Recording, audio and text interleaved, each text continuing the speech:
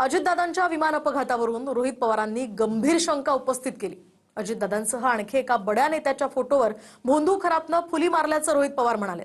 तर पवारांच्या राष्ट्रवादीचे नेते विकास लवांडे यांनी तर खरातसह रुपाली चाकणकर आणि तटकरेंची चौकशी करण्याचीच मागणी केली आहे। पाहूयात। भोंदू अशोक खरातनं अजित पवारांवर आणखी एका बड्या नेत्याच्या फोटोवर फुली मारल्याचं ट्विट रोहित पवारांनी केलं आणि त्यावरून सत्ताधाऱ्यांनी रोहित पवारांकडे पुरावा मागितलाय आणि रोहित पवारांच्या पुढे जाऊन शरद पवारांच्या राष्ट्रवादीचे प्रवक्ते विकास लवांडेंनी तर रुपाली चाकणकर आणि सुनील तटकरेंचीही चौकशीची मागणी केली आहे।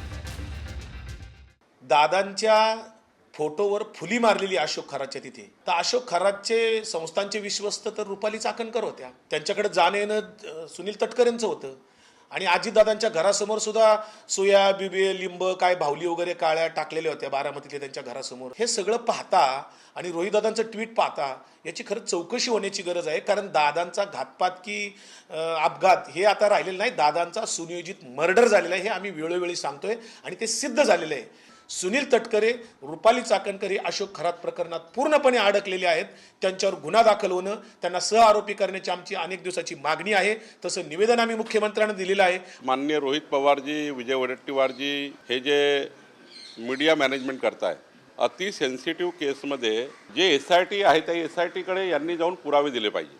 आता वडेट्टीवार काल बोलले अधिकाऱ्यांच्या परिवाराबद्दल, योग्य नाही आहे कुठल्या अधिकाऱ्याच्या परिवाराबद्दल संशय व्यक्त करणे। असेल माहिती तुम्ही SITला द्या। रोहित पवारचं म्हणणं जर खरं असेल तर SITला द्या, SIT तयार आहे ना। प्रत्येक गोष्टीमध्ये राजकारण आणण्याचा प्रयत्न आहे। त्यांनी काय ट्विट केलं हे मी बघितलेलं नाही, परंतु ते ट्विट करताना त्यांच्याकडे तर पुरावे असतील तर त्यांनी मुख्यमंत्री मोदयांकडे द्यावेत, DGंकडे द्यावेत, तिथल्या आयजींकडे द्यावेत, तिथल्या CPंकडे द्यावेत, तिथल्या SPंकडे द्यावेत, त्यांच्यावर कारवाई होईल। अजित पवारांसह आणखी एका बड्या नेत्याच्या फोटोवर खरातनं फुली मारल्याचं रोहित पवारांनी म्हटलं। त्यामुळे दादांच्या व्यतिरिक्त आणखी कोणत्या नेत्याच्या फोटोवर फुली मारली अशी चर्चा सुरू झाली। फुली मारणं म्हणजे संपवणं, दॅट इज अ क्राईम। असं नाही कोणी फुली मारत, त्या माणसाला संपवणं हा त्यांचा हेतू होता। म्हणजे आता त्या अंधश्रद्धेवर आपण विश्वास ठेवत नाही, मग हे सुपारी दिली होती का काय केलं होतं, तर हे खरंच फार चिंतेची बाब आहे। म्हणजे ते रोहित पवार एवढे ओरडतायत, मला कळत नाहीये की ते एवढे सांगतायत, जीव तोडून बोलतायत, पण का सिरियसली घेत नाहीत की खरंच घातपात आहे, अपघात नाही आहे, तो घातपात आहे आणि त्याचं पहिलं टार्गेट दादा होते। ज्यांना दादांची अडचण होत होती, ज्यांना दादाच्या जागेवर जाऊन बसायचं होतं, मग ते कोणत्याही पक्षातले असो, ते सामील होऊ शकतात।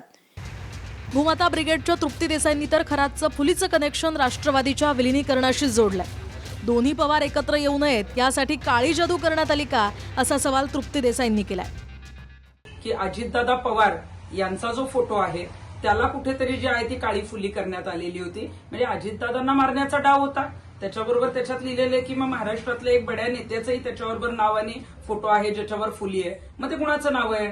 ते पवार साहेबांचं नाव आहे का? आणि मग पवार साहेब आणि अजितदादा पवार हे एकत्र येऊ नये म्हणून अशी कुणीतरी काळी जादू करत होतं का? कोणी अशा पद्धतीनं जी आहे ती अघोरी पूजा करत होतं का? याचा तपास होणं गरजेचं आहे आणि ती त्यांची जवळचीच लोक होती।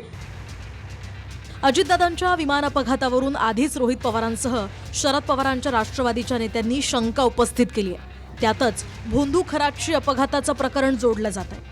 आता खरंच भोंदू खरातनं अजितदादांच्या फोटोवर फुली मारली का? अजितदादांवर जादूटोणा करण्यात आलाय का? आणि रोहित पवार म्हणतात त्याप्रमाणे आणखी एका बड्या नेत्याच्या फोटोवर फुली मारून ठेवली आहे का? यावरून खरातला पोलिसांकडून विचारणा झाल्यावरच कळेल किंवा रोहित पवारांनी पुरावे सादर केल्यावरच सत्य समोर येईल। Bureau report, TV9 Marathi.